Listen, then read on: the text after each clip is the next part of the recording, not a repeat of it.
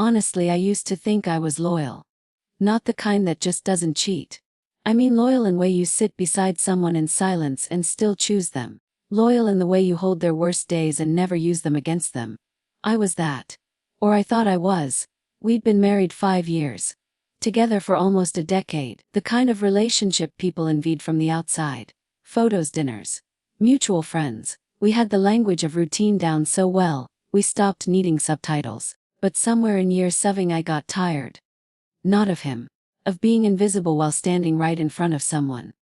He used to trace my spine when I did the dishes. Used to call me just to hear my voice. Now he'd tap his phone and grunt when I spoke. He loved me. I don't doubt that. But he loved me like furniture. Like something that's always been there. Always will be. I didn't set out to betray him. I just wanted to feel like a woman again. Not a wife. Not a roommate. Not a well-meaning schedule keeper. It started with a writing class I took on Thursday nights. Just something to do for me. The instructor was a little older than me. Divorced. Wore black like it was armor. Had silver at his temples, and a voice that made sentences feel like secrets. He noticed things. Told me once my handwriting looked like it belonged to someone who thinks too fast for her own good. I laughed. But that night, I stared at my journal like it had betrayed me. He wasn't flirtatious. He didn't need to be. He had the kind of confidence that doesn't chase. We stayed behind one night, just the two of us. He asked if I wanted wine. I said no, then yes, then no again. He poured it anyway. We sat close, too close. He didn't touch me. Not that night, but I left feeling more seen in 2 hours than I had in the last 2 years. At home, my husband was half asleep, the TV buzzing in the background. He asked how the class was. I said. He nodded. I stood in the shower for too long. The next week it happened. Not the affair, just the moment, the crack, the knowing. After class, we stood outside while it rained, both pretending we weren't. I said something about the story I was workshopping. He looked at me for a long time. Then he said, "You write like someone afraid of her own truth." That line hit like a bruise. I didn't go home right away. I drove around the block. Sat with my heart in my throat. I kept going back. Of course I did. He never pushed. Never assumed. But I think he knew. Knew I was starving for something I couldn't name without sounding selfish. I told myself it was innocent. We were just talking, laughing, sharing poems. But I wore lipstick I hadn't touched in years. One night he brushed a hair from my cheek. His fingers didn't linger. But mine did. On the spot where he touched. I remember the night it happened. I was late for class. Wore a dress I didn't think about. It fit like memory. We finished early. He asked if I wanted to see something he was writing. We walked to his apartment. I told myself it was fine. Writers share work all the time. We didn't talk about my husband. Not once. We didn't talk at all once the silence got thick enough. The kiss wasn't sudden. It was slow, honestly. Like smoke, like something we'd both been breathing in for weeks. He didn't fumble. I didn't hesitate. It wasn't the sex that undid me. It was the way he looked at me after. Like he'd peeled back all the rolls and saw the raw center of who I was. And wanted it. I didn't cry. Not then. I went home and lay in bed beside the man I vowed to never hurt. He reached for me in his sleep. I stared at the ceiling like it had answers. The days after were a blur. I went to work. Answered emails, kissed his cheek. But everything felt like a lie in heels. I could still smell the other man's cologne in my skin. He texted once. "I still see you." And that wrecked me. Because I wanted to be seen. And I hated that I needed someone else to do it. I never told my husband. Still haven't. Maybe I never will. Because that would be for me, not him. A selfish confession disguised as honesty. I don't deserve to unburden this onto him. But something changed. In me. In how I carry myself. Like I know now what it feels like to almost disappear and what it takes to come back.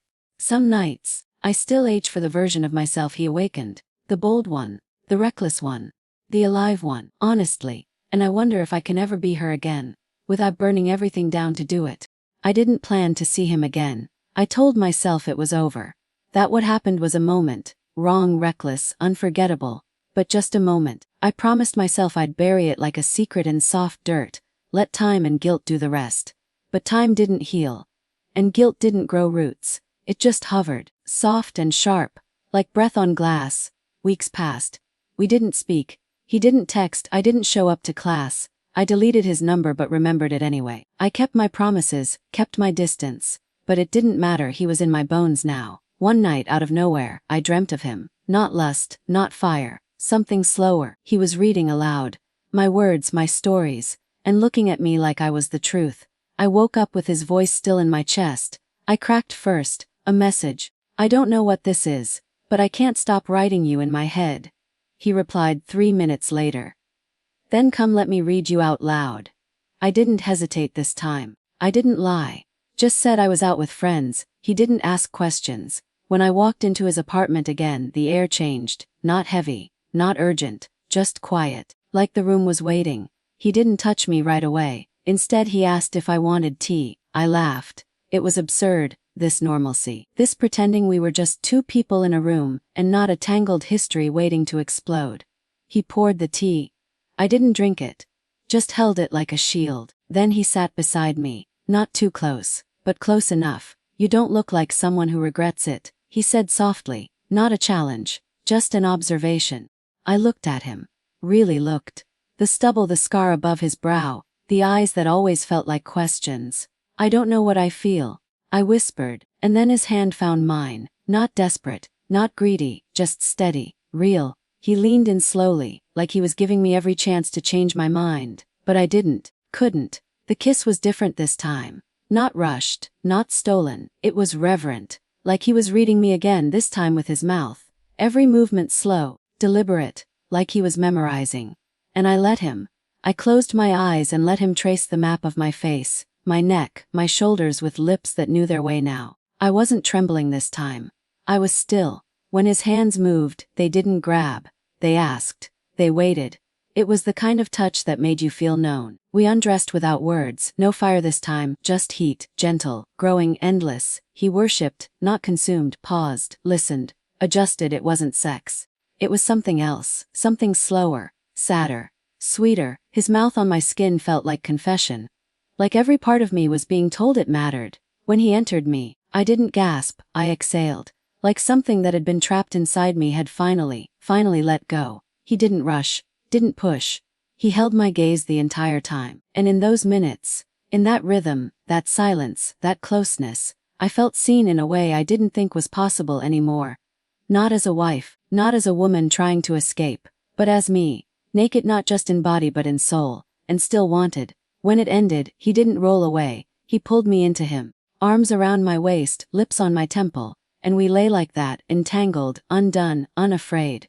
You look like you forgot how to breathe, he murmured. I think I just remembered how. I whispered. I cried then. Not from shame. From the weight of being known, and the aches of what it cost me to get here. We didn't talk about next time, or the consequences, or the love I was still pretending to keep alive in another house, in another life. We just stayed. Quiet, warm, unmoving, like maybe this was the only moment that ever really existed. The next morning, I woke up in my own bed, but my heart hadn't made it home. My husband was already up, making eggs, wearing the same faded shirt he always wore when he slept well.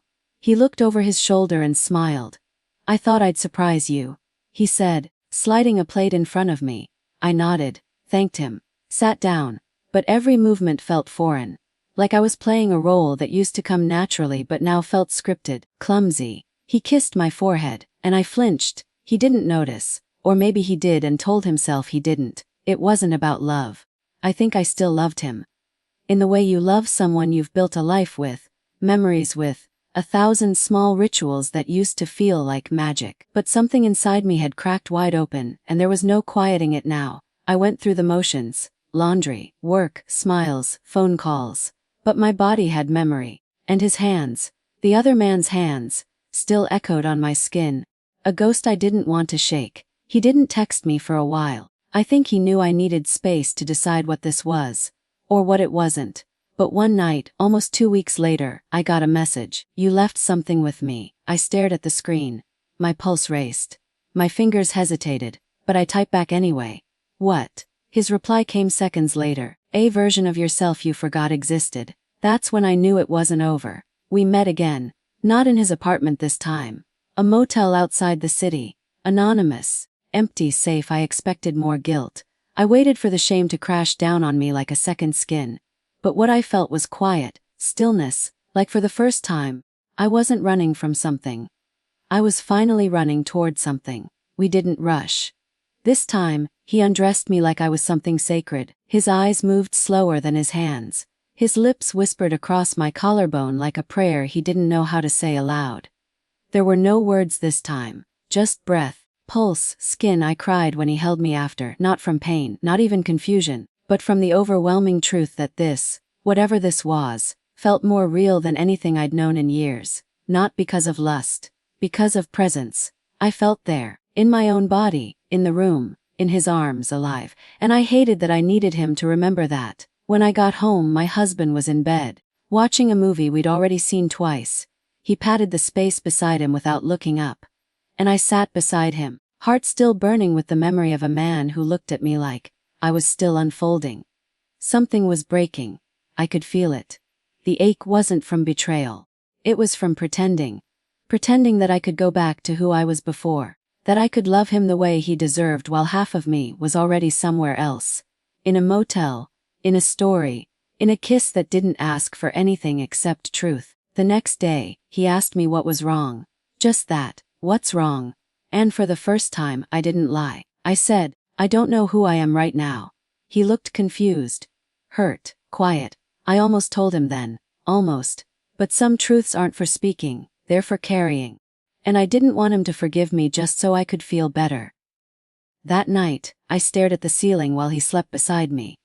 One arm over my waist like it meant something, but my body was 1,000 miles away, tracing memories I couldn't forget, whispers I hadn't earned. This isn't just an affair. This is an unraveling. And I don't know where it ends. But I do know I'm not going back to the woman I used to be. It had been almost a month since I first crossed the line. And the longer I lived in two worlds, the heavier they both became. I'd see my husband in the morning light, hair messy, eyes soft, and wonder if maybe I had imagined the distance, if maybe the love was still there, just hidden under dust and routine. But then I'd hear a notification and my stomach would flip, because it might be him. And if it was, I knew I'd reply. We didn't meet often, maybe once a week. Twice, honestly, if the H got too loud. Sometimes we didn't even sleep together. We'd just lie there, him reading his stories. Me tracing the veins in his forearm like they held some answer. He never asked me to leave my husband. He never said love. But one night, while I was putting on my coat, he said, "You smile differently with me, like you remember you have teeth," and I laughed. Because it was true.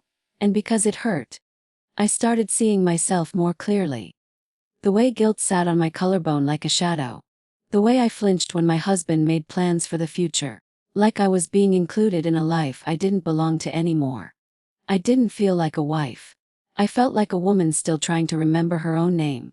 One night, it all cracked open. We were sitting at dinner, my husband and I, at the restaurant where we'd had our first anniversary, the same booth, same wine. He was smiling, telling me a story from work, and I was nodding, but my mind was somewhere else. Worse, with someone else, and that's when he stopped. He didn't yell, didn't accuse, just stared at me and asked, "Are you happy?" It was a simple question. But it felt like a knife, because the answer wasn't simple. Because no would shatter him, and yes would be a lie. So I looked at him and said nothing. That silence was the most honest thing I'd given him in months. When we got home, I didn't follow him into the bedroom.